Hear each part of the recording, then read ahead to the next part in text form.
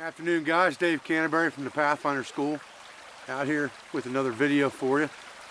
This doesn't really fall into the yurt series or into the long hunter series, although it's something you need to seriously consider when you are out and about in the woods in the wintertime. And what I want to talk to you guys about today is headgear.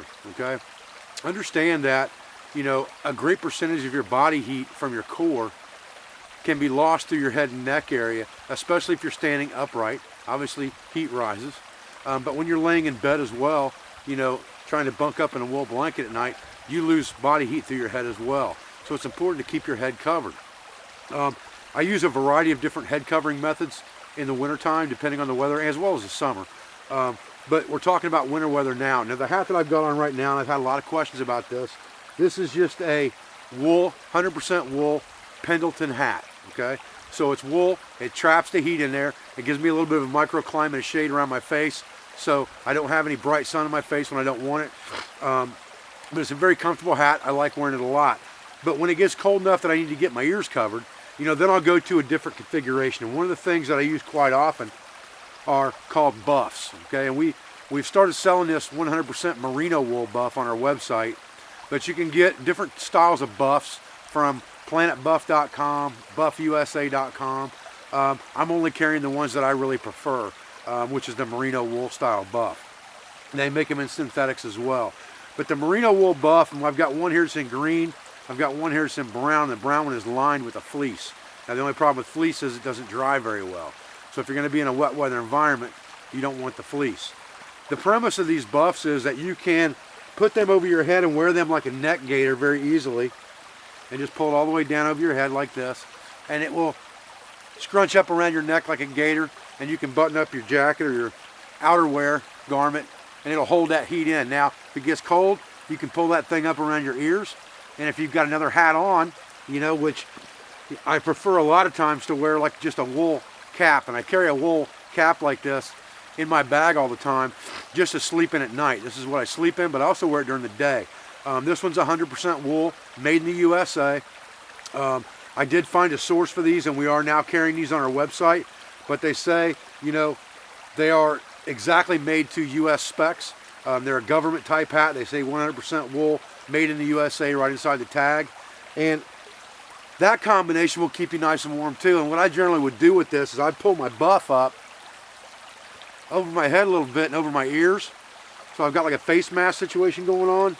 And then I'd pull the watch cap on over that. And that gives me a lot of windbreak out here to the side, but it also keeps me nice and warm. And then if I get overheated, I can always pull it down a little bit to open my face up if I need to talk, or if I get overheated. I can always drop the whole thing down back behind my ears a little bit to give myself a little bit more breathing space, or I can drop it all the way off my head and just go with the watch cap. Now the other thing that you can do with these buffs is you can just turn them inside out a little bit like this, flip it over, put it on your head just like a stocking hat almost, and then roll it up a little bit like this, pull it down. Again, you can pull the wool hat right over top of that if you want to, and that'll give you protection around your ears as well, and give you a little flap on the back of the neck that you can tuck down in to keep that cold air from your neck and keep too much heat escaping there. So this buff is a very versatile thing. And like I said, they make them in fleece lined ones too. I don't recommend them for cold weather though, or for wet weather, excuse me. I don't recommend them for a wet weather situation.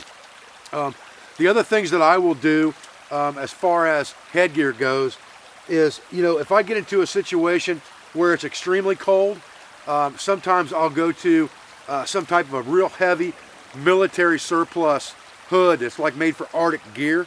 And this thing is just, this thing's so hot right here that if it's not below zero, you won't be able to stand to wear it. I mean, it's the full balaclava, it tucks inside.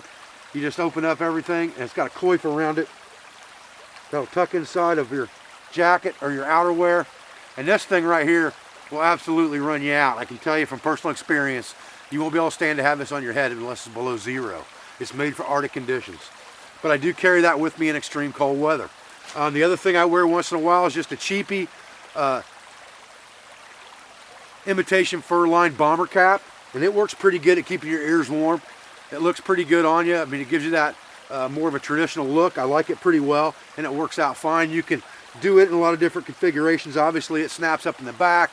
You can bring it down in the bottom and tuck it up around your neck to really hold that heat in. You can fold the thing all the way up on top of your head to let heat out if you want to, more like a Russian style cap of sorts. So there's a lot of things that you can do with that hat as well to make it adjustable. I picked this one up, to be honest with you. I think I picked this up at a truck stop somewhere for probably less than $20. And it's one of the warmer hats that I've actually put on my head so far this winter. I just got it before this winter started. You can actually see I've got a little bit of tinder stuck up inside the flap right there.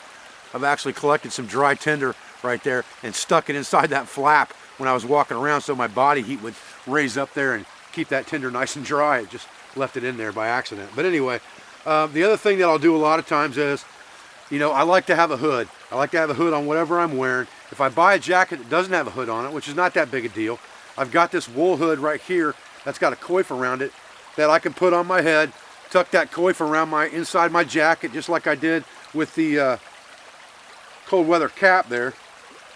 And this thing will come all the way around inside like this, so it keeps you nice and warm. You can drop that hood off. You can wear that hood in combination with other hats if you want to. That's what I like about hoods. This one happens to be 100% wool. So if I'm wearing something that's got a hood on it that's not wool, like if I were wearing, you know, a hunting shirt that didn't have a wool hood, or I was wearing an anorak that the hood on it wasn't wool, or some kind of outerwear like a Gore-Tex jacket that didn't have a wool hood on it, I like to have something on my head that is wool that goes over top of to keep that heat in.